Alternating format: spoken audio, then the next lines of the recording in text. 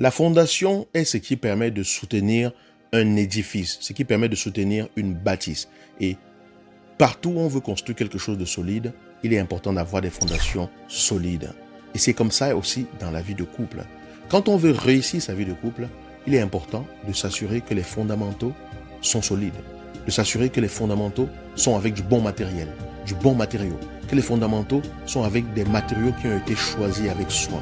Les fondamentaux, c'est ce que vous, ensemble, vous décidez comme étant base pour faire fonctionner votre couple. Est-ce que vous avez déjà eu à parler avec votre partenaire de savoir les valeurs, par exemple, sur lesquelles vous voulez construire votre couple? Les valeurs, par exemple, sur lesquelles vous voulez vous appuyer pour élever vos enfants? Les valeurs, par exemple, sur lesquelles vous voulez vous appuyer pour prendre différentes décisions dans la vie? Parce qu'il arrivera des moments où vous ne serez pas d'accord, il faudra décider. Certains vous diront, c'est à l'homme de décider parce qu'il est le chef.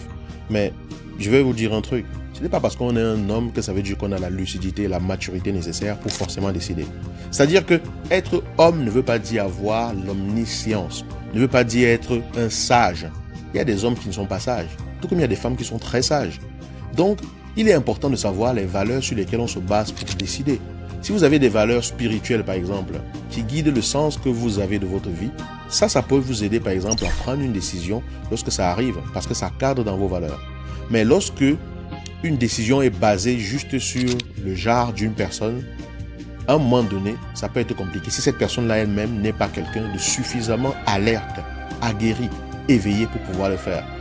Je ne suis pas en train de contester un homme qui se dit être le chef et qui doit décider de tout. Je ne conteste pas ça. Je dis juste que si je suis un chef qui n'a pas moi-même certaines compétences et tout, comment je fais pour décider?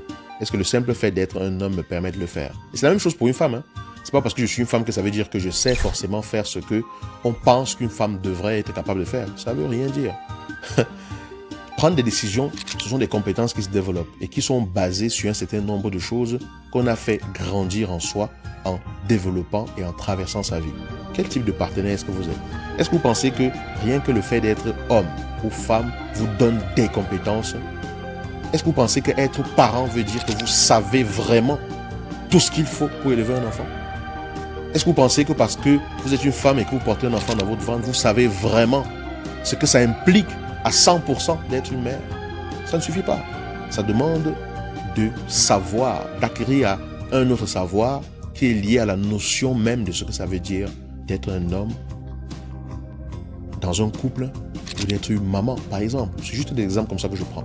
Donc, le 15 mars, nous nous retrouvons en atelier sur les bases fondamentales pour réussir sa vie de couple. Si vous n'avez pas encore pris votre place, je vous invite à le faire. Parce qu'on parlera de ce qui permet de construire les fondations d'un couple.